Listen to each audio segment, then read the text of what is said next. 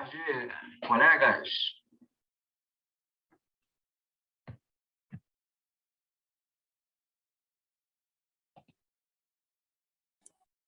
Boa tarde. Aqui é Marco Amorim, arquiteto.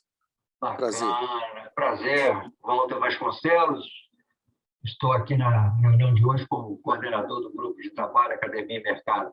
Muito prazer, tá? Prazer todo meu.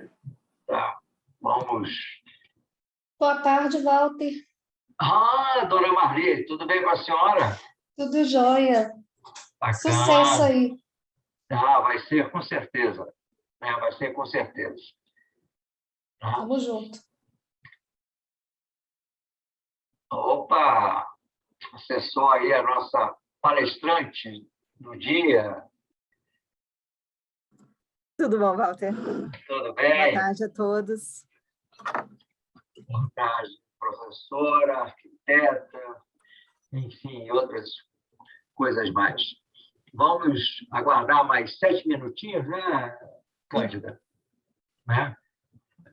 Já temos aí uma boa plateia, mas acreditamos nós que outros virão, se Deus quiser. Tá certo. Né?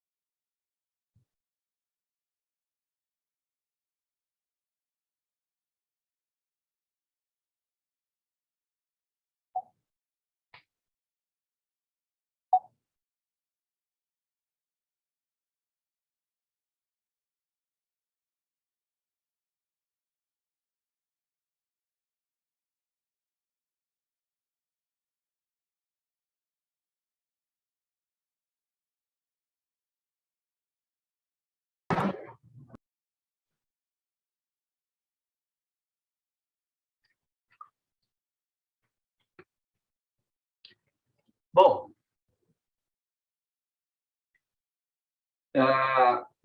Cândida, eu posso dar início aqui, fazendo uma abertura? Por favor, pode sim. Então, tá ok. Bom, amigos, amigas, colegas, né? Nosso muito obrigado, inicialmente, nosso muito obrigado em nome do Sinduscom DF, em nome aqui do Grupo de Trabalho Academia e Mercado, pela participação de vocês no encontro de hoje. Hoje teremos aqui a apresentação de um tema importantíssimo, né, nos dias de hoje, né, já de algum tempo, que é o desempenho acústico. E, para isso, nada mais, nada menos do que teremos a apresentação aqui do tema Patologias Acústicas e Empreendimentos, Cuidados para obter o melhor desempenho. A nossa palestrante é a nossa arquiteta, professora e membro, né, da diretoria de materiais do Sinduscom. Então, nosso muito obrigado, desde já, a Cândida, né, por esse momento tão especial.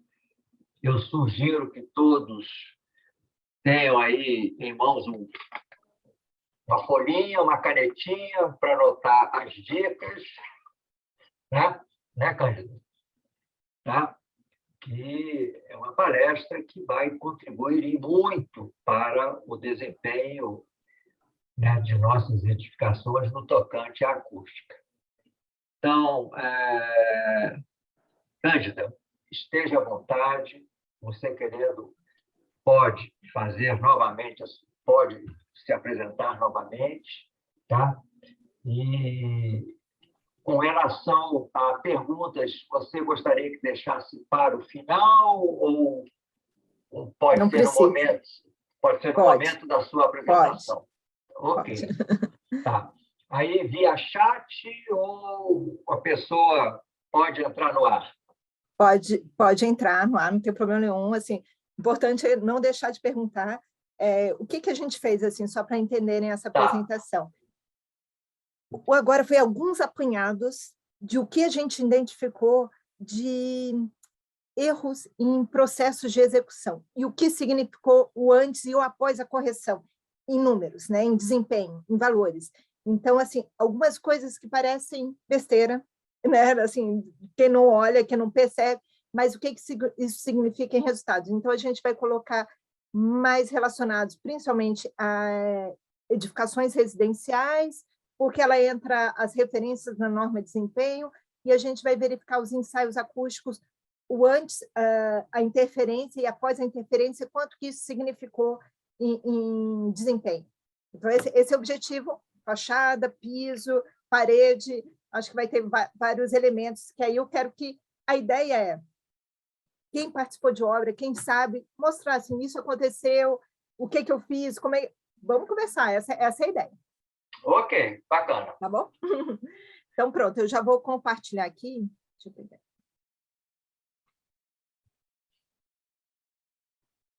Pronto. Conseguem ver minha tela? Ok. Puxar ela para cima. Vou colocar a apresentação.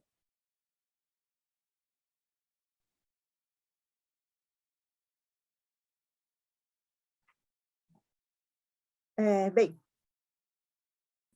a ideia da apresentação vai ser isso. Eu vou apresentar rapidamente a empresa em que eu trabalho, que é a Síntese Acústica Arquitetônica. O perfil da empresa, a gente está constantemente trabalhando com inovações. Então, a gente faz cursos, preparações, fizemos alguns trabalhos, inclusive, com a parceria com o Sinduscom, que nos proporcionou tanto a parte que a gente trabalhou com inovação, qualificação, a parte do Lean Office, também, que foi muito bacana. A gente conseguiu, com uma parceria do Sinduscom, nós e outras empresas, implantarmos na nossa empresa o sistema Lean Office e implantamos o sistema de gestão da qualidade, conforme a ISO 17025, que é a parte de laboratórios que temos na nossa empresa. A nossa empresa participa constantemente de interlaboratoriais. Então, só para explicar, eu sei que tem alguns que são estudantes. Interlaboratoriais é como vários laboratórios, várias empresas que fazem ensaios, seja de acústica, de concreto, da sua área, que vão fazer o mesmo ensaio com no mesmo local e depois vai verificar como é que foram esses resultados. A empresa que prepara esses interlaboratoriais, né, a entidade, é a proacústica. A gente já participou de 5, a gente participou de 4, e eles fizeram a partir da última vez um outro selo, que é o Qualilab. Esse selo é uma avaliação dos laboratórios. Então, é como se todo mundo participasse de uma prova, que é o interlaboratorial. Você tem um selo que você participou do interlaboratorial. Agora, como é que foram os seus resultados? Aí vem o Qualilab. Quem estão com os resultados em conformidade, recebe o selo Qualilab. Nós tivemos em todos os ensaios, todos os tipos de ensaios que participamos, os 5, né, os únicos que ele apresenta, nós tivemos todos os selos do Qualilab. E outro que também nos orgulha muito, vou mostrar até alguns resultados para vocês, foi o APD, um aplicativo de desempenho, que nós desenvolvemos isso, registramos até esse aplicativo que desenvolvemos, e ficamos em 3º lugar no Prêmio Nacional da CEBIC, no Prêmio de Inovação. Então, ficamos muito felizes com esse resultado. Só dar uma... Travou aqui, peraí. Não foi. Então, a gente entender um pouquinho como funciona os históricos e os processos em relação à norma de desempenho e como é que seguiram esses processos. Na verdade, aqui foi a norma, em 2013, ela entrou como obrigação mesmo, a gente tinha que seguir, na verdade, dia 19 de julho de 2013, onde a gente verificou as publicações, teve uma análise de tecnologias, novos fornecedores apresentaram, então isso foi todo um processo muito importante. Em 2021, essa norma foi atualizada na parte de acústica, na parte térmica também, né? E nessa parte, então, isso foi verificado qual foi a maturidade do mercado, como é que ele estava trabalhando, e resultados ficaram até isso. Eu vou mostrar até algumas coisinhas que foram mudadas na norma e o porquê disso. Principais aplicações, soluções aplicadas foi na questão de fachadas, paredes, pisos, além de soluções para desconexões de tubulações e alguns outros elementos.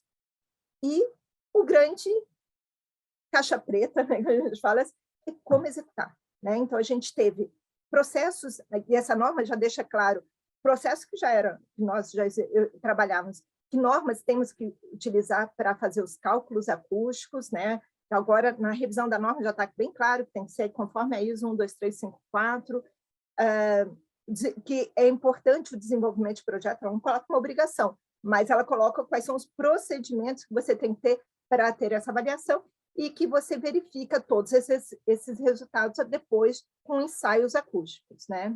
Isso falando na área de acústica. Para esse processo, é importante para a execução uma análise crítica do projeto para entender como executa, lembrando que a acústica é um dedo, né, de toda a construção. Então, se a gente não entende todo o processo de como executa, o que vai precisar, o que interfere na acústica, o que interfere em outras situações, porque vão ter patologias diferentes. Eu posso ter patologias de acústica, posso ter patologias, por exemplo, de um contrapiso que pode trincar, enfim, quais são os cuidados que eu tenho que ter em cada processo. Na acústica, um grande cuidado com análise de fornecedores e cronograma, quando a gente colocou isso, é entender que etapa cada um entra para que a gente consiga ter os desempenhos necessários para esses resultados. Nos requisitos obrigatórios que a norma de desempenho, a gente vai ter sistemas de vedações verticais internos e externos, ou seja, as paredes internas, né, que dividem as unidades habitacionais, e o sistema de vedação vertical externo. A questão dos pisos, né, que a gente vai ter tanto de análise de ruído de impacto e ruído aéreo. E, bem, o restante ele entra não em caráter obrigatório, o restante vai de elevadores, tubulações em caráter informativo. Vamos lá. Em relação a qual foi a grande mudança que a norma teve? Foram, primeiro, os mapas de ruído. Agora, a norma estabelece que, para você avaliar aonde está a implantação e quais são os níveis de ruído que a gente vai ter externos, ela deixou mais claro, porque não estava tão claro na versão anterior da norma. Então, o primeiro processo, quando eu tenho uma avaliação de fachada, é determinar qual é a classe de ruído. Eu posso ter a classe de ruído 1, 2, 3, ou numa situação específica.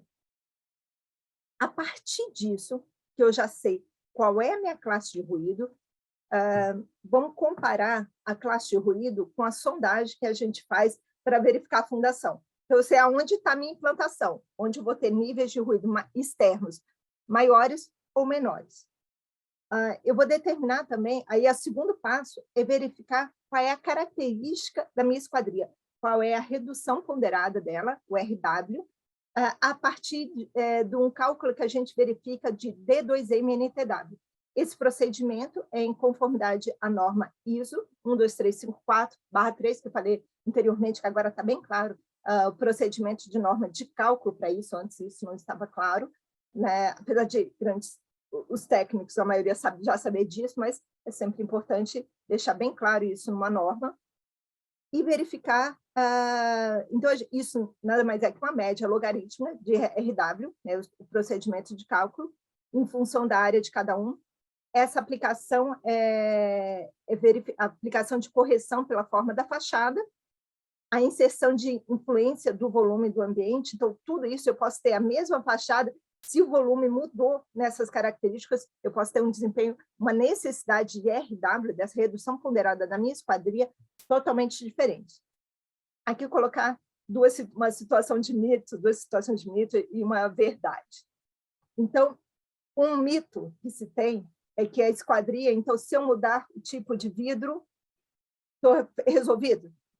Esquece, é o sistema construtivo, é perfil mais vidro para que a gente esteja falando qual o nível de atenuação. Principal elemento de avaliação, quando eu estou falando de fachada, é a esquadria, nunca alvenaria, tá? Quando eu estou falando de fachada.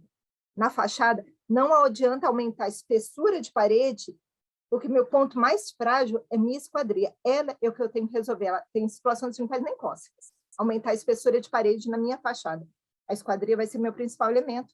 E outro mito também, muitos imaginam que então eu posso ficar tranquilo, quanto maior a unidade, se estiver mais acima, eu não vou ter problema? Não necessariamente. Pode até reduzir, mas dependendo de onde está a posição do outro prédio, como é que vão ser essas curvas de nível, essa situação, eu posso ter uma reflexão e eu posso ter uma unidade acima um nível de ruído mais intenso do que uma unidade abaixo. Então, cuidado com esses pontos para que a gente tenha total consciência em relação a isso. O que a norma atualizou em relação a essa situação? Antes, a norma não estabelecia qual era o nível de ruído que a gente tinha para a fachada. Ela só falava, classe 1 eram áreas silenciosas, classe 3, áreas muito ruidosas, classe 2, se não for uma coisa nem outra. Estava assim, um texto bastante subjetivo. Ela estabeleceu de forma mais clara. É claro que isso era uma situação que muitos técnicos na área de acústica já utilizavam, que era uma informação que já tinha no mapa de ruído, no manual de mapa de ruído da Proacústica, que era estabelecer o L incidente, né, o nível de ruído incidente na fachada de até 60 dB, né, e qual é o nível de atenuação mínima que eu vou ter que ter nessa fachada, vamos considerar isso como 60. Então, se no meu mapa de ruído ele tiver até 60, vai ser considerado classe 1. Se ele tiver de 61 a 65, classe 2. De 66 a 70, classe 3. E para cada situação, eu vou ter que ter qual o nível de atenuação mínima que eu vou ter que ter nessa minha fachada.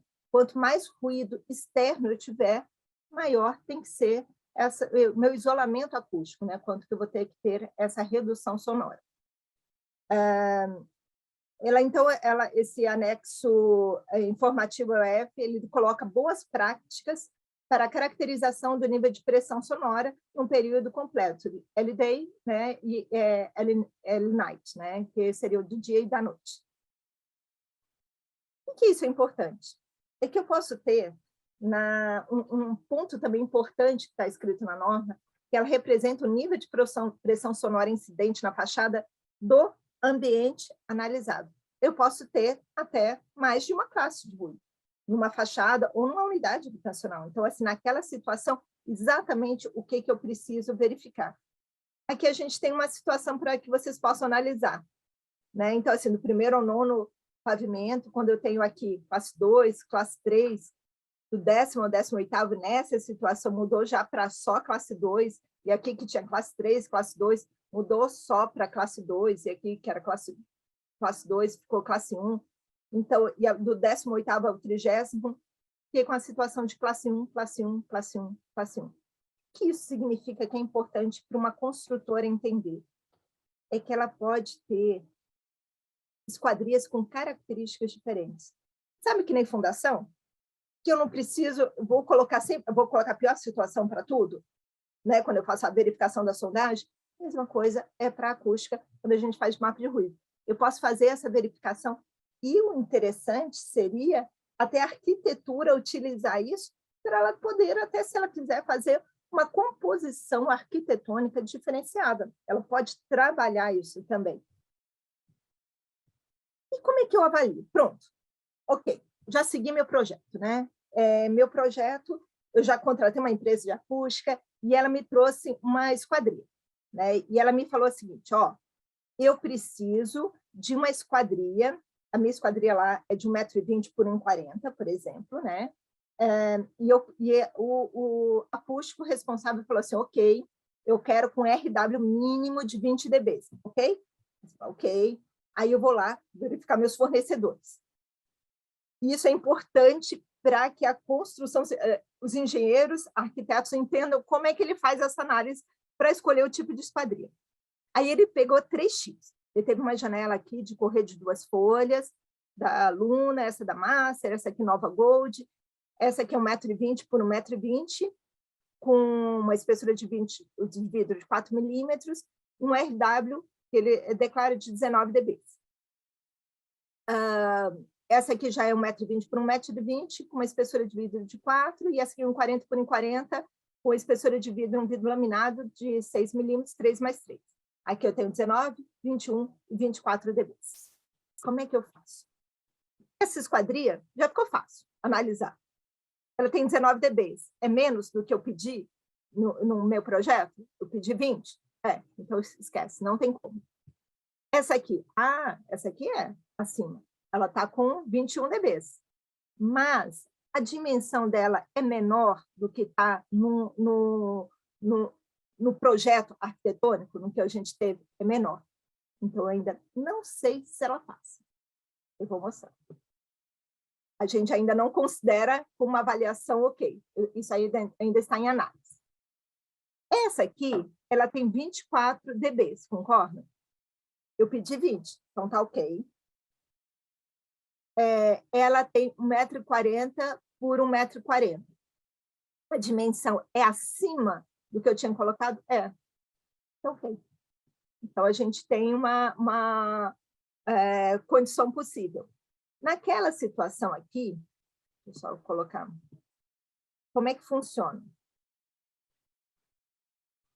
Caso aconteça uma situação assim, você tem que apresentar para o projetista, porque ele vai fazer uma adequação conforme a ISO DIN EN 14351/1 de 2016, que tem uma fórmula de cálculo onde eu faço uma adequação para ver se passaria ou não com a dimensão diferenciada. Pode passar, pode não passar. Então, é sempre uma avaliação que seu projetista tem que verificar, tá? Se a esquadria for menor, apesar do RW atender ao que tinha sido estabelecido.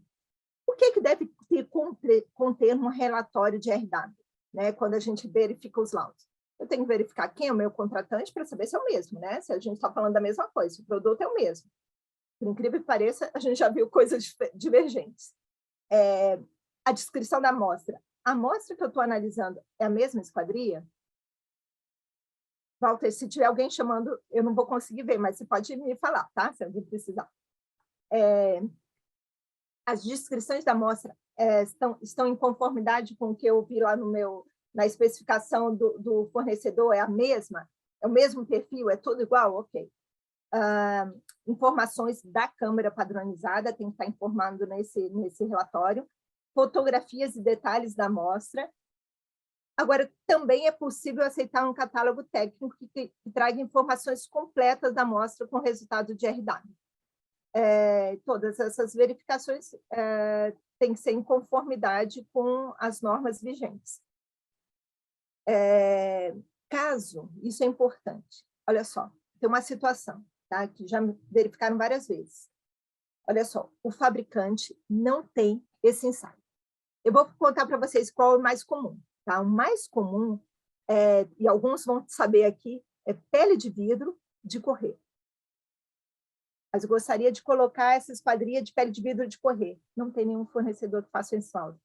Eu não consigo validar ou desvalidar, só com ensaio em loco. Então, eu vou ter que fazer uma amostra do ensaio em loco para verificar se passou ou não passou. Senão, eu não sei. Enquanto não tem um laudo disso, a gente não consegue definir se está ok ou se não está ok. Neste caso, preciso que faça um ensaio antes da amostra, daquela situação, daquele apartamento modelo, para validar essa situação.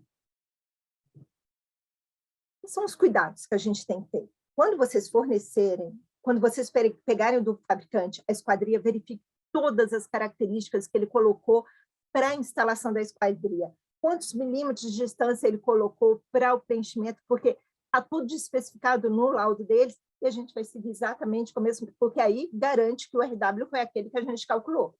Né? Então, observar, verificar com o seu sistemista se ele está instalando em conformidade com que foi feito o ensaio acústico. Aí a gente tem uma maior segurança nesses resultados. Verificar qual tipo, então a gente tem sistemas diferenciados, né, de instalações, de chumbamento, de marco, verificar claramente como vai ser e verificar o que a gente vai ter que colocar, para a gente ter confiabilidade nesses resultados. Aqui, por exemplo, vou mostrar mais claramente, essa é uma excelente esquadria, gente, uma excelente, tá? Com RW maravilhoso. Olha o que foi feito. A sorte que a gente chegou antes da obra. Tá vendo isso aqui? Vocês estão conseguindo ver? Isso aqui é onde acaba a esquadria, isso aqui é um colchão de ar. Que iam deixar, e depois só colocar um perfilzinho para esconder. Esse perfilzinho, minha massa é baixíssima de colocar isso. Por acaso, numa visita, a gente verificou antes. Então, assim, se esconder isso, mas eu não vi, né? Depois coloca um perfilzinho para esconder, é esse ponto da minha passagem. Então, a esquadria que era para dar um resultado, vai dar um resultado bem inferior, porque a gente vai ter um RW neste ponto comprometido, porque vai ter um RW muito baixo. Isso aqui é sempre um cálculo logaritmo, e onde piora o resultado, todo o meu sistema cai por ele. Né? Então, assim, neste caso, o que foi feito? Teve que fazer uma vigazinha falsa, né, em drywall, um sistema de lã para a gente alterar a impedância, fazer esse fechamento, e aí a gente conseguir a performance que a gente estava calculando, para que a gente tenha segurança desse resultado. Falando em pele de vidro, até que a gente gosta, no geral, dos resultados, principalmente da linha Maximular. Ela tende a ter, porque ela tem uma pressãozinha de fechamento. Porém, todavia, contudo, a gente tem uns problemas também dela.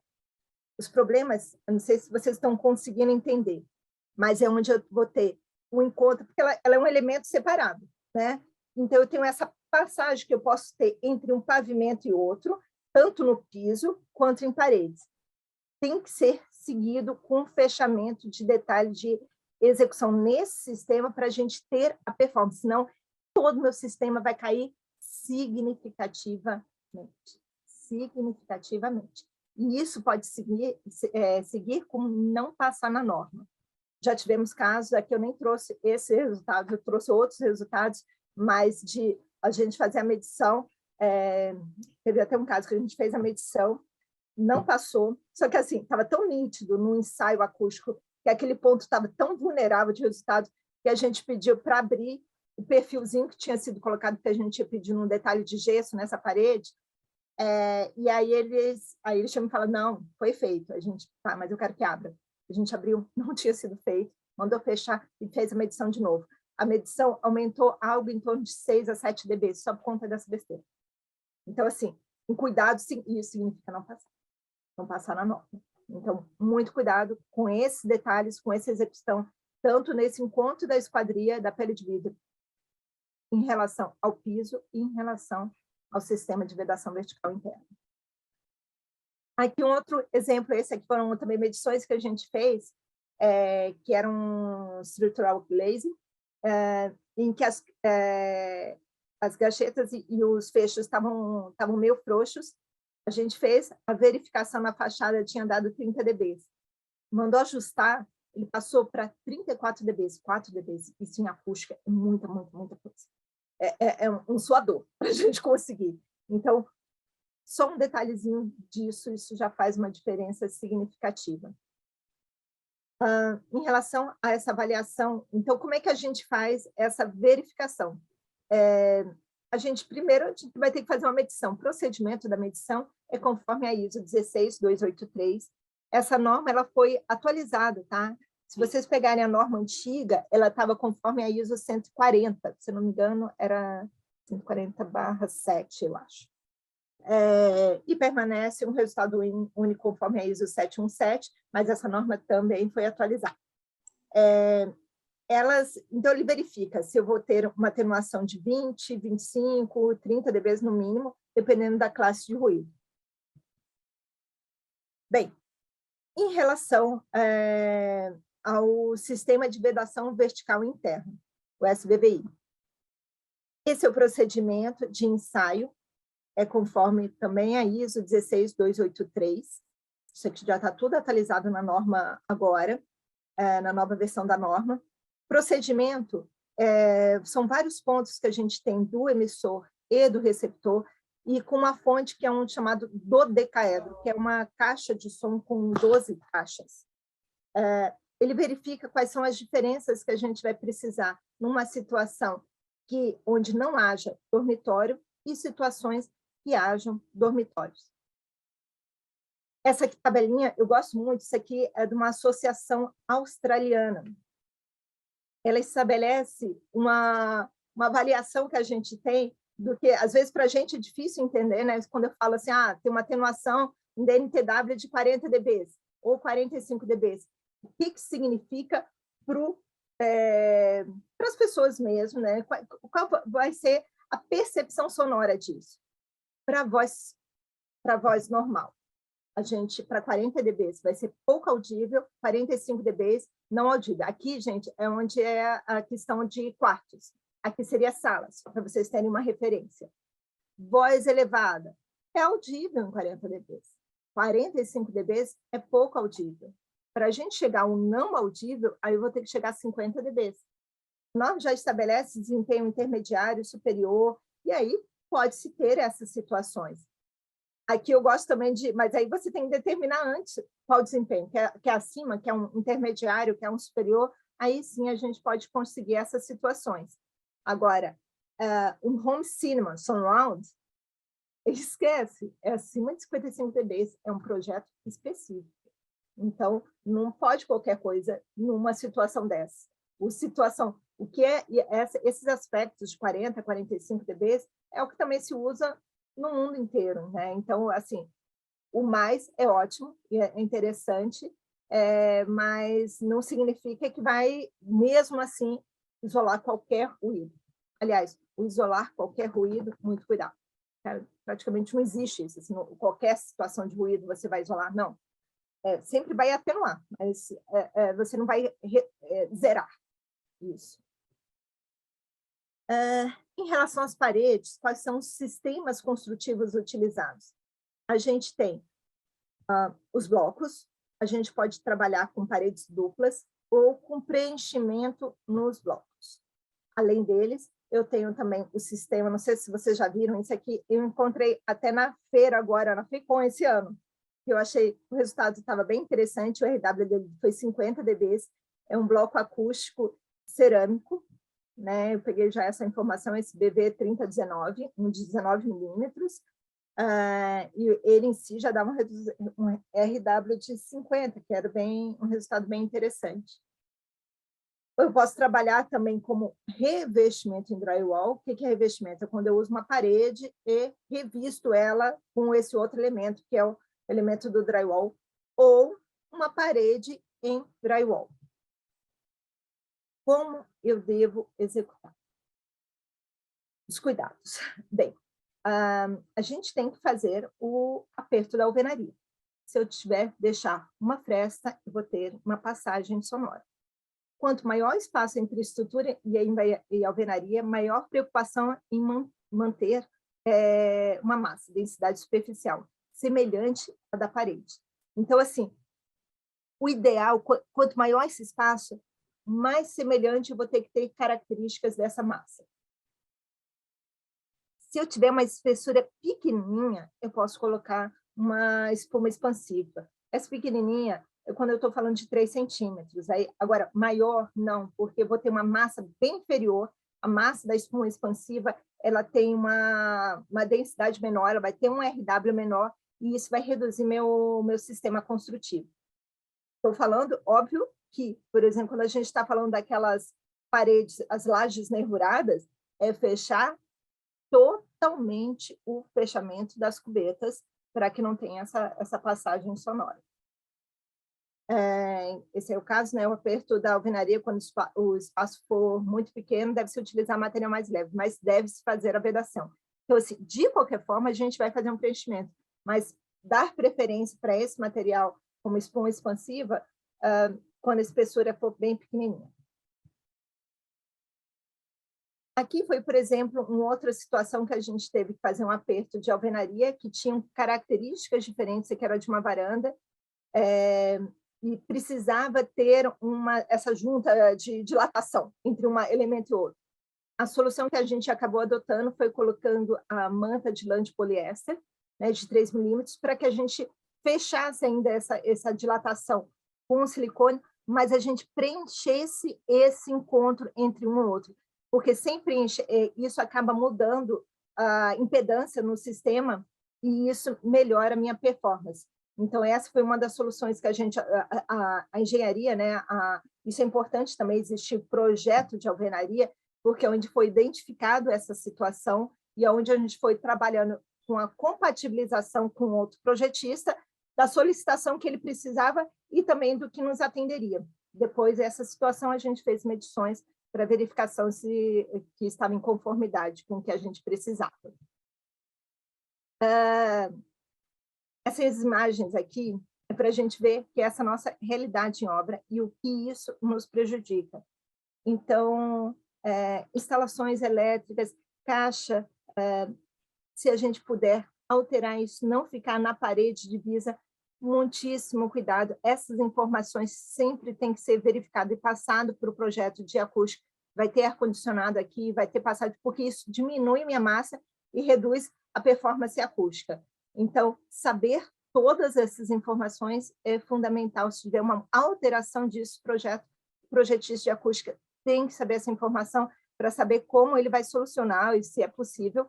E, é claro, se possível, tentar evitar essas caixas na parede que divide. Ar-condicionado, por exemplo, se puder ir na outra parede, não for a parede que divide as unidades, a gente agradece muito, melhora muito as possibilidades de performance.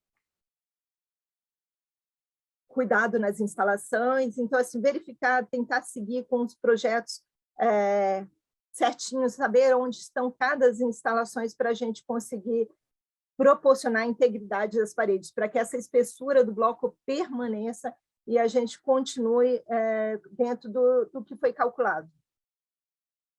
Cuidado com caixinhas elétricas, né? Então, assim, aqui algumas situações que isso sempre é uma dor de cabeça, aqui foi uma situação, por exemplo, cada caixinha num ponto separado, isso já dá um resultado bem melhor, né? Numa obra, a gente teve instalações elétricas e hidráulicas alinhadas, a gente chegava com DNTW de 38 dB, e isso era para uma situação, por exemplo, de cozinha, não passava, essas duas situações eram de cozinhas, não passava, teve que desalinhar as caixinhas, e aí sim, desencontrar, a gente chegou aos 40 dB. Nesse aqui, a diferença é que as instalações elétricas e hidráulicas, quando estavam alinhadas, estava 31 dB, o desalinhado, eu só acho que foi bem no começo da obra, então deu tempo dele ainda alterar, não tinha executado as outras paredes. Conseguiu chegar em 41 dB, 10 dB de diferença, por conta dessas instalações. Essa é uma outra situação que aconteceu com as paredes de bloco de concreto de 19 dB, onde tinham sido colocadas caixinhas alinhadas ela era para quarto, ela não atendia, consegui uma solução com caixinha de passagem, foi colocado um tratamento, um aumento dessa massa, e a gente conseguiu os 45 dBs que precisávamos. Aqui foram outras situações de blocos. Então, ao executar a alvenaria de bloco cerâmico de 14 centímetros com tubulações hidráulicas e elétricas, com essas caixinhas de passagem, a gente teve uma situação de 10 dBs. E o cuidado foi essa mudança desse detalhe. Saber como a gente compatibilizar as instalações com os preenchimentos, por exemplo, com Vermifloc, como isso executar para fazer o fechamento, para colocar isso corretamente. Aonde vai colocar, tem situações que colocam o preenchimento fazendo essa camada de argamassa antes de colocar as instalações. Então, tem todo um cuidado que pode ser feito para que a gente possa ter a segurança tanto de instalações elétricas e a performance da parede. Aqui eu queria mostrar um exemplo de uma parede de concreto, só para a gente entender. Vocês sabem quando a gente coloca uma parede, faz uma parede dupla, e aí, ao assentar, cada bloquinho, não tem aquela argamassa de quando a gente faz o assentamento, principalmente quando as distâncias de uma parede e outra são muito perto, tipo 2, 3 centímetros. Aí, quando você coloca o bloco, dá aquela sobrada, né, da massa. Quando uma encontra com a outra, eu vou mostrar as situações que isso. Então, imagina que eu estou fazendo uma parede e uma segunda parede, em cada fiada, eu tenho esse encontro de argamassa. Se aqui, essa situação foi uma parede normal, né? Uma parede de 14 centímetros, que foi calculado com RW, que foi verificado com RW de 44 dBs.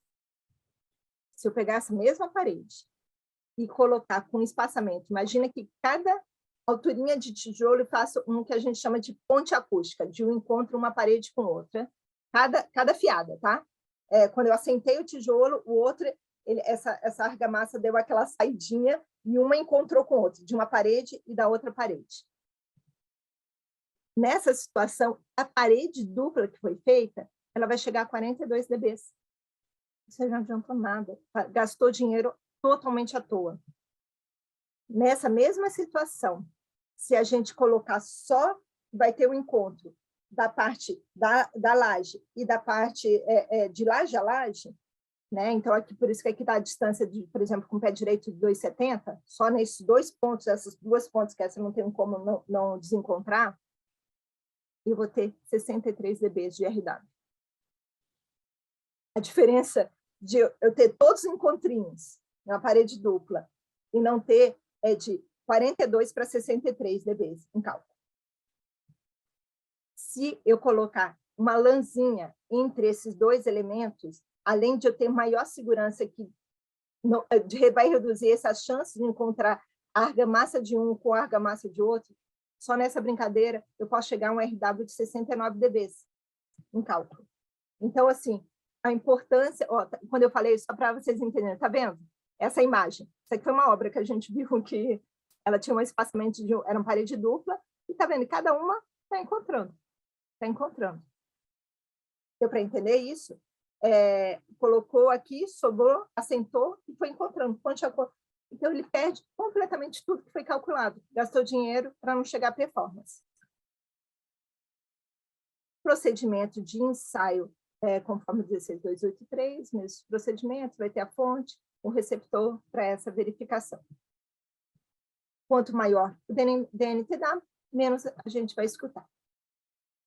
Em relação a pisos, a gente tem, e aí eu vou mostrar a situação de ruído de impacto, que essa é onde são os principais erros. Em ruído de impacto, entre unidades, tem uma exigência de a gente ter um LNTW de... Cândida? Sim, pois não. O Marcelo Paro, da Oi, Supera, tudo bom? Gostaria de fazer uma perguntinha para você. Pode falar, Marcelo? Ele botou aqui no grupo.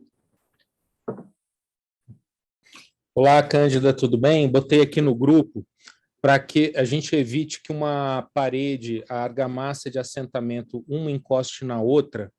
Qual que é o procedimento? É botar uma folha de isopor entre uma e outra, Existe algum outro procedimento? Lã? Lã, ele tem duas vantagens, Marcelo. Além de, quando eu coloco a lã, além de ele fazer a certeza que não vai ter esse encontro de uma em outra, eu ganho, olha só, de 63, 69. Então, ela tem essa dupla função. Então, esse é o melhor resultado que a gente tem. Você pode colocar tanto, assim, lã de poliéster, lã de vidro ou lã de rocha. Aí é uma decisão da construtora. Perfeito. Obrigado. Aqui, por exemplo, é uma foto com a lã de poliéster, mas, tecnicamente, as três... Já respondendo, assim, já aproveitando uma pergunta que não foi feita, mas qual a diferença lã de poliéster, né, que é chamado lã de PET, lã de vidro e lã de rocha na questão acústica? Tecnicamente, na acústica, elas são muito semelhantes, tá? A diferença é que a lã de PET, no geral, ela coça menos ao tocar, então diminui a quantidade de EPI para ser instalada, e a lã de PET, ela, ao molhar, você pode torcer e voltar. Ela volta as suas características, a lã de vidro e a lã de rocha não, mas a lã de vidro e a lã de rocha tem uma resistência a fogo maior, normalmente, do que a lã de PET. Claro que todas elas... Não, perdão, Cândida, era justamente uma pergunta do Davi Araújo, que ele pergunta, em relação ao risco de incêndio, qual o melhor material? Então, em relação eu não sou especialista nisso, para deixar bem claro, tá? Mas claro que a gente pede os ensaios de todos os fornecedores para que estejam em conformidade com as exigências normativas. Bons fornecedores conseguem todos atender, tanto a lã de PET quanto a lã de vidro, a lã de rocha, mas para uma resistência maior a fogo, tende mais lã de vidro, lã de rocha, do que a lã de PET. Elas têm uma resistência a fogo maior, mas dentro das conformidades normativas e exigências, a gente tem bons fornecedores de lã de PET com laudos, com comprovação em relação a essas exigências, inclusive da 15575.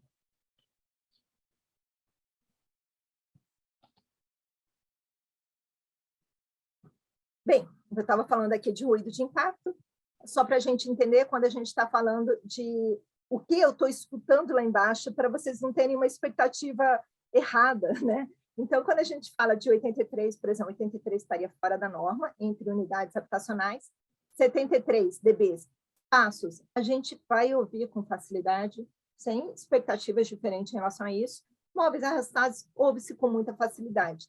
63 dB, só para a gente ter uma referência, seria nosso intermediário da norma, ouve-se os passos, móveis arrastados, ouve-se com facilidade.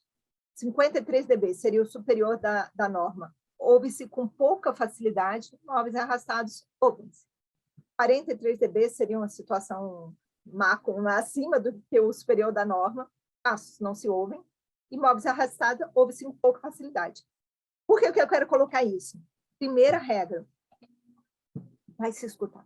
Então, assim, não tem essa história de a gente melhora desempenho, mas escutar, sempre vai escutar. Assim, não tem, assim, eu quero silêncio absoluto, não. É só verificar as exigências normativas e saber, dentro dos critérios de conforto, o que seria mais adequado. Claro, quanto melhor desempenho superior, vai ser mais confortável comparado com o desempenho intermediário e com o desempenho mínimo. O que a gente pode usar? E eu vou mostrar para vocês quais são as diferenças nesses sistemas. Eu posso usar um contrapiso flutuante, eu posso usar um piso flutuante e pisos resilientes. Primeiro cuidado, quando a gente colocar quando a gente colocar uma manta de desconexão, verificar se ela está limpa, sem impurezas, tá? Aquela sujeirona que está de obra, isso aqui vai virar uma possibilidade de ponte acústica. Remover irregularidades maiores e pontiagudas. Está vendo esses trequinhos, às vezes, que sobra, sabe, na laje? Isso pode rasgar a manta e isso virar uma ponte acústica. Agora, claro que pode haver pequenas irregularidades. Então, só para a gente mostrar uma referência, não é um negócio lisinho, né para fazer. Mas isso aqui, se isso aqui pode ter chance de rasgar a minha manta, isso vai me dar dor de cabeça. Cuidados com a manta. Não deixar fresta entre as mantas, então, assim, deixou esses buraquinhos, isso aqui vai ter que ser preenchido completamente com a mesma manta que foi colocada. Fazer uma proteção da manta, né, antes de colocar, porque isso também evita que quando a gente coloca esse plástico depois da manta, de alguma coisa possa cair aqui, isso virar uma ponte acústica. A manta subir até a parede. Só corta essa manta depois que estiver colocando o piso, que aí eu tenho certeza. Eu tenho que estar vendo essa manta. Tenho que estar vendo a manta e coloca. Melhor situação, gente. Eu sei que não é costume no Distrito Federal, nem em Brasília, nem em Goiânia. É comum isso no Rio Grande do Sul, tá? Mas a melhor situação, onde é mais seguro para a gente, se isso for possível, isso eu estou falando de gestão de risco, de obra, se a gente colocar manta após o reboco das paredes. Menor chance de ter alguma ponte acústica nessa instalação, porque todo o meu sistema, entenda, com o revestimento, com o piso, tem que estar completamente conectado, e eu vou mostrar as diferenças de resultados que a gente teve. Aqui foi uma situação de uma obra que foi interessante, isso até foi o mestre, eles fizeram, e a gente fez uma medição de uma situação e outra, deu 7 dBs de diferença, tá? O que acontece? Essa era uma manta que ela voava o tempo todo.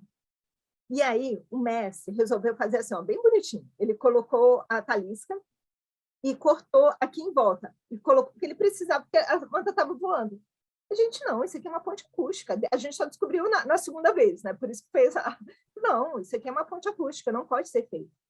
E aí foi discutido, então ele, não, como é que a gente pode fazer? E se eu subir aqui, eu falei, não, ainda vai ter elementos de encontro. O que ele resolveu fazer? Mas o que acontecia é que, quando colocava a talisca por cima, essa manta estava voando e não estava conseguindo colocar o contrapiso.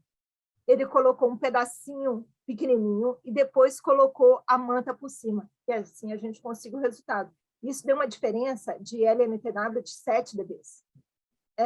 Então, foi só uma solução que deu até a ideia, foi o mestre. Aqui foi um outro cuidado, esse deu uma diferença de 12 dBs. 12 dBs. O que acontece? Essa situação a gente tinha...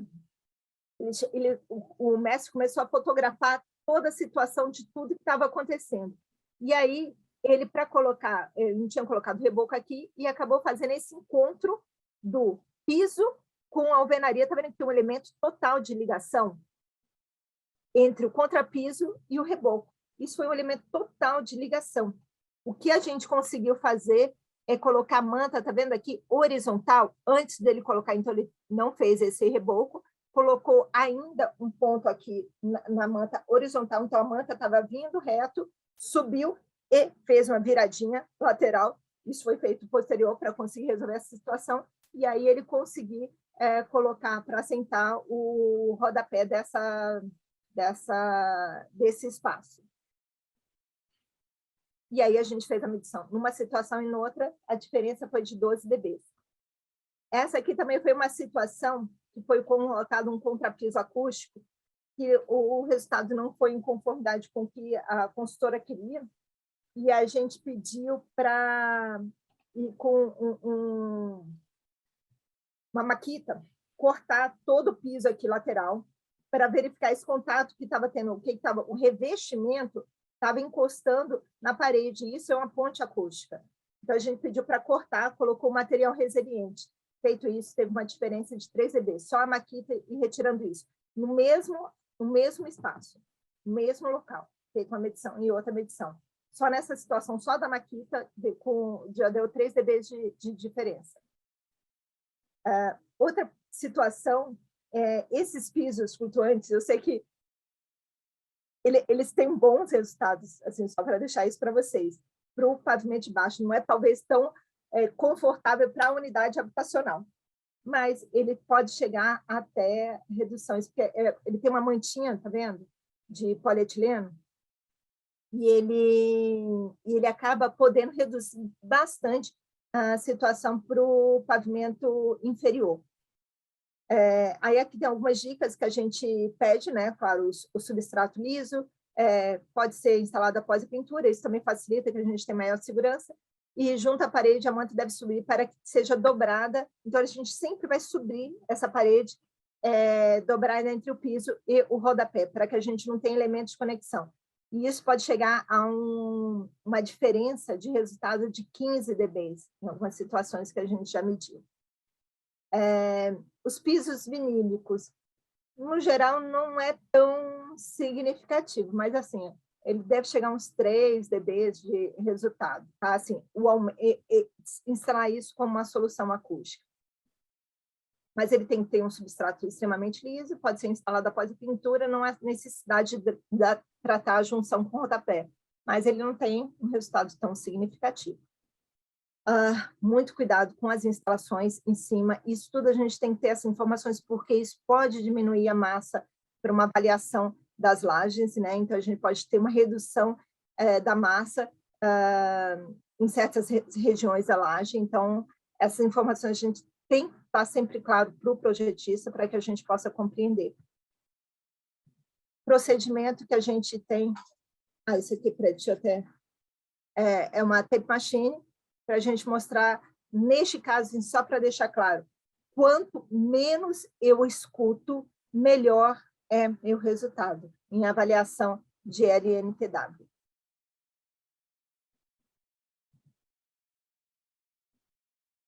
Então, em relação ao ruído aéreo, esse, no geral, gente, não há grandes problemas. Meu problema é, normalmente, quando tem pele de vidro que não fez o fechamento, mas, assim, são raros a situação. E aí, o procedimento é tranquilo. Bem, uma pergunta, né? Assim, se a norma está falando para a gente calcular, se a gente tem todo o processo, por que eu tenho que ensaiar a minha obra, né? Segundo a NBR, a 1575, a comprovação de desempenho acústico se dá somente por ensaio in loco do sistema da edificação.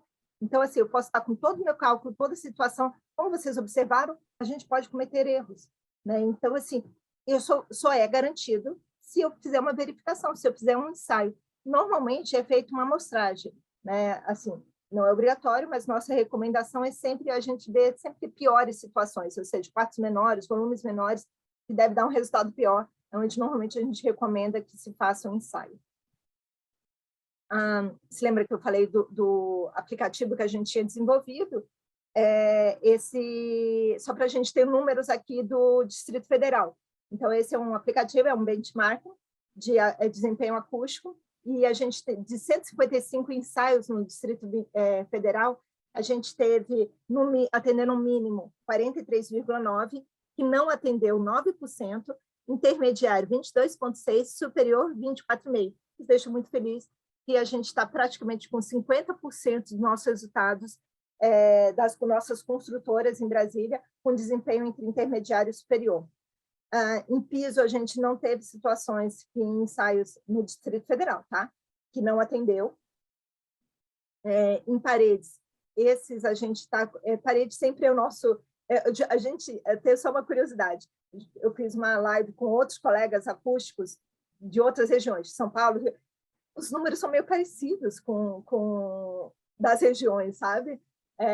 Então, assim, parede é sempre um problema para todas as regiões, assim, dos cuidados, por esses elementos que eu mostrei para vocês.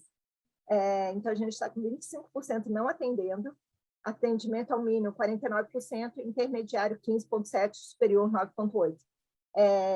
E fachada, a gente só considera ensaios que tenham mapas de ruído, tá? Então, assim, a gente tem muito mais do que esses resultados, mas sem mapa eu não sei se ele é classe 1, classe 2 ou classe 3, então eu não sei se atende ao mínimo, intermediário ou superior, então a gente desconsidera na nossa avaliação.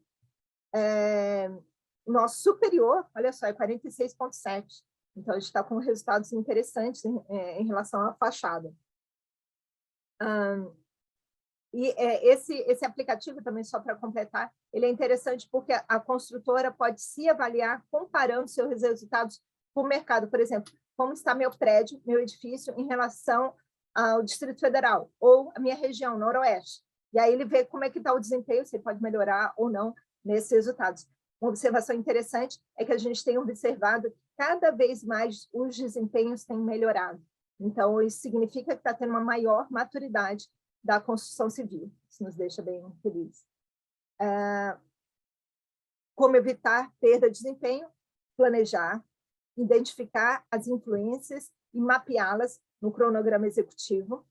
O MOCOP, que a gente recomenda testar o planejamento numa unidade modelo, de repente, verificar tudo isso numa unidade, num apartamento, seja ruído de impacto, parede, fachada, para que a gente possa seguir com a validação, ensaiar a unidade modelo para validar a execução, então verificar, ok, podemos seguir, esse é o processo correto, e replicar, reproduzir nas outras unidades o validado do modelo. Pensar no desempenho acústico durante todo o processo de execução. Bem, e aqui eu finalizo, tem nossos contatos, site, Instagram, para que possam, também, alguma outra dúvida, podem também entrar em contato por aqui. Isso. Excelente, Cândida. Bom, vamos abrir o tempo aí para perguntas. Cândida está pronta para respondê-las.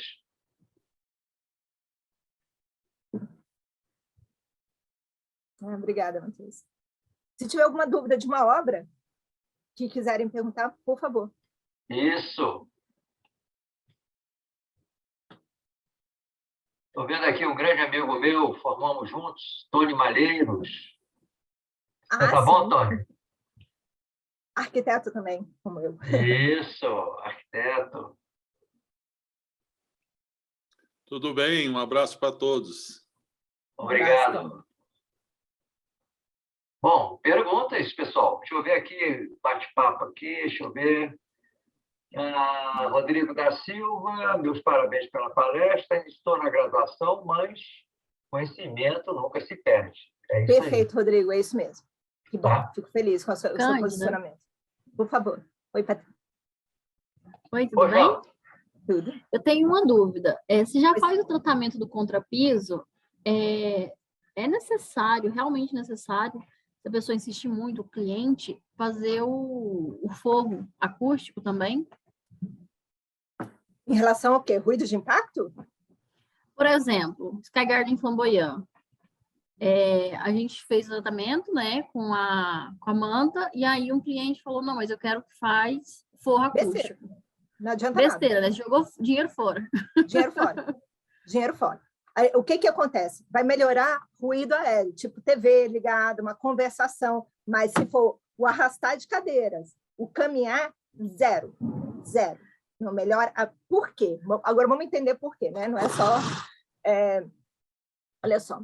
A laje, ela está conectada com as vigas e os pilares, correto? Está tudo conectado, certo? Não está flutuando, né? Quando eu tenho transmissão de vibração, eu tenho todos os elementos conectados. E aí eu tenho toda essa transmissão. A velocidade do som que se propaga pelo ar é de 340 metros por segundo. Em sólidos, ela pode chegar a 6.000 metros por segundo. Então, ela vai continuar tendo elementos conectados e ela vai ter essa transmissão de vibração. Então, assim, aumentar isso vai reduzir a televisão, pode reduzir. Se o problema dela era uma conversação, que duvido, aí ok. Agora, o toque-toque, a pessoa caminhando, o arrastar de cadeiras, dinheiro jogado fora. Walter, eu tenho um questionamento, se me permitir. Tudo, Marcelo. Fica à vontade. Olá, Cândida, tudo bem? Agora com mais calma. Agradecer aí, te parabenizar pela palestra, muito bacana. Minha dúvida, até a gente conversou numa reunião nossa a respeito, são sobre esses elementos que ficam presos na parede, né? Por exemplo, você falou do ar-condicionado, da bancada, enfim, basicamente eu acho que são esses, né, que são entregues, mas eventualmente um armário, enfim. E a outra dúvida, enfim, primeiro é como isolar esses elementos, e a outra é com relação aos corredores, né? Às vezes você tem determinados modelos arquitetônicos, você tem um corredor grande que a pessoa caminha na área comum, né? E muitas vezes a turma reclama desse barulho entre o corredor e a unidade, né? Sobre o corredor, tem-se feito também esse isolamento? Não muito, mas eu vou te falar algumas dicas, tá? Como melhora isso. Se eu tenho corredores, isso acontece, vou falar para edifícios residenciais, hospitais, escolas, para qualquer situação. Se a gente diminuir o campo sonoro, primeira coisa, diminuir essas reflexões, porque eu tenho dois elementos extremamente reflexivos, as duas paredes dos corredores. Se você colocar nesses elementos, e a gente hoje tem elementos bonitos, tá? Tipo ripados acústicos, isso aqui, por exemplo, é um painel frisado, pode ser feito, pode colocar um forro absorvente, então já diminui isso, já agrega muito o resultado. Vou dar algumas outras dicas, tá, Marcelo? Se puder, as paredes, as portas, eu sei que vai ter arquiteto aqui que não vai gostar do que eu vou falar, tá? Elas não tivessem encontradas, uma em frente à outra. Quem tem toque vai sofrer um pouco, mas se elas não pudessem, eu não tenho uma transmissão direta, isso eu estou falando para edifícios residenciais, para escolas, para hospitais, isso já melhora. Então, assim, ter materiais absorventes nos corredores, se assim for possível. Deixar isso tudo em um projeto em layout, deixar essas portas sem encontrar uma com a outra, né? E, é claro, se aumenta a performance das portas. Mas isso, se eu começo a fazer isso, eu economizo no custo da porta. Por exemplo, uma porta, sei lá, de 34 vezes é muito cara, então eu posso conseguir fazer esses elementos e ele vai se tornar mais confortável. Por exemplo, já viram em hotéis que eles colocam carpete no piso? Isso diminui essa redução do campo sonoro e, claro, no carpete no piso também tem uma vantagem porque ele pode amortecer a mala quando está passando. A outra questão, você me falou dessas instalações, né? Quando eu tenho uma bancada, se a gente conseguir uma parede dupla, onde eu tenho um mínimo de encontro, o ideal, a melhor performance que a gente tem quando a gente tem nossos desempenhos, quando a gente faz os ensaios, são as paredes que têm junta de dilatação. Essas são maravilhosas. Por quê? Porque eu não tenho encontro nenhum. Você lembra que eu mostrei aqueles resultados? Eu não tenho um elemento de encontro nenhum. Você não tem nenhuma ponte, ela fica com resultados maravilhosos. Acabou de fazer uma agora que deu 60 dBs. A gente, assim, mas só para vocês terem uma ideia. Isso é mais do que o superior da não. Então, assim, o que é legal? Começar com arquitetura, eu tive essa situação, pelo menos tenta colocar isso numa junta de dilatação. No desenvolvimento do projeto arquitetônico, eu agrego tanto minha performance, eu não estou mexendo ainda, não estou gastando mais. Então, essas são algumas dicas, assim, algumas diretrizes para a arquitetura. Isso facilita e a gente economiza e a gente consegue melhores desempenhos. Perfeito, muito obrigado. Obrigado, Walter. Obrigado, Cândida. Nada, é isso. Cândida, eu vou fazer uma pergunta. Às vezes o que me preocupa muito é justamente a vedação da junta vertical de uma alvenaria, né? Você vê uma espessura legal, vamos dizer assim, 2,5 ou 3 centímetros na junta horizontal, e a vertical, quase sempre o pedreiro ele só joga ali uma massinha e encosta um tijolo no outro. Bom, acredito eu que, logicamente, quanto mais essa junta vertical também for vedada, né, maior você mais estará contribuindo para o desempenho acústico, não é isso? Isso. Você teria, né? Mas é isso mesmo. Mas, assim, não é só isso. Não adianta fazer isso, mas eu vou colocar um bloco de 9 cerâmico. Não vai adiantar. Isso é bom, ele vai chegar a minha melhor performance no meu bloco. Mas não é só isso. A característica do sistema construtivo também tem que atender. Agora, ela tem que atender no completo, com as juntas verticais, horizontais, em todo o processo, para que a gente consiga ter esse desempenho, né? Então, é o conjunto, assim, para a gente conseguir atender. Ok. Obrigado, Cândida. Eu vi que o Davi fez uma pergunta, né, Davi? Sobre evitar vibração entre... Davi, a gente vai verificar... a gente vai verificar, por exemplo, você está falando de máquinas ou de piso? Me explica melhor, porque a gente vai ter que verificar a frequência de ressonância, por exemplo, de uma máquina, para verificar qual que é a manta adequada para cada situação, para que a gente consiga se adequar a essa situação. O importante seja sistema de coxinha, sistema de molas de cada elemento, né? A gente tem que fazer a avaliação da rigidez dinâmica, avaliação de frequência de ressonância, para saber qual o sistema de desconexão adequado. E para pisos, para mantas, a gente vai ter que sempre fazer com esses cuidados que eu estou colocando. A manta, subindo as laterais, cuidado para não ter rasgos na manta, para que eu não tenha pontes acústicas, para que a gente consiga ter uma performance adequada.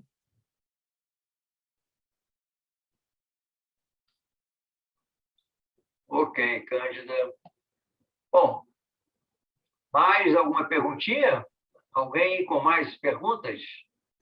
Só mais uma dúvida. Em apartamentos que ficam em paredes, tipo, a parede lateral do elevador ali, geralmente quais são as opções de tratamento? Tá. Começa para não fazer o elevador do lado da parede, no projeto de layout. Mas, se isso não foi possível, eu vou ter que verificar como é que eu faço essas juntas de dilatação entre os sistemas construtivos para que eles estejam isolados, verificar com o fabricante do elevador quais são os sistemas de desconectores que ele vai ser possível colocar para a instalação dos seus elevadores, para que essa transmissão de vibração não passe pela alvenaria.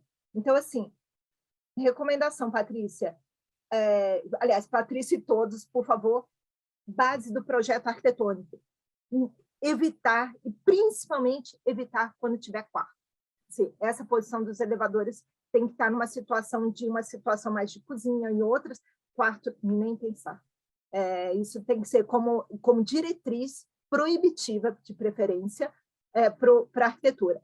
Se isso não for possível, a gente vai ter que verificar com o fabricante para verificar as caracterizações de desconexões que vão ter que ser colocadas em todos os equipamentos dos elevadores.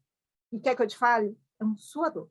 É um suador, porque, assim, não sei o que acontece com os fabricantes. É uma caixa preta, eles não deixam mostrar nada, a gente aí também não quer, assim, fica numa situação de, a gente pede, eu quero ver como é que é, eles não querem mostrar, e fica uma dificuldade imensa para a gente verificar as características de desconexões que a gente precisa dos elevadores. Então, também peço para vocês nos apoiarem quando isso acontece, porque eles não querem mostrar, entendeu? Porque, sei lá, segredos, informações, etc. Mas evitem no projeto de arquitetura, já facilita a nossa vida de início. Muito obrigada. Nada, Patrícia. Mais perguntas?